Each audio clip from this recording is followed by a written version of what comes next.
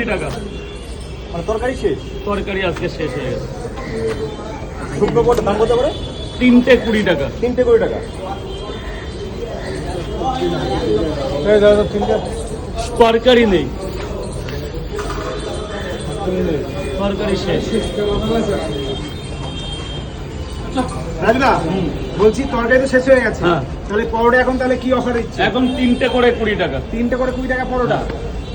বাহ, আজকে তো অনেকগুলো পরোটা বিক্রি হয়েছে। এইসব বিক্রি হয়ে যাবে এখানে। মানে যারা নেয় তারা কি সব নিয়ে চলে যাবে একটু পরেই? এই এখনই তো নেবে একজন মনে হচ্ছে, রেডি করছে, পয়সা রেডি করছে। ওই যে। কটা স্যার? 3টে করে 2 জায়গায় দেবো। ওই যে। তো 6টা চলে গেল, আর কটা থাকবে? আমার এখানে একটা লঙ্কাও পড়ে থাকে না। বাহ, এটা সব হচ্ছে মানুষের ভালোবাসা।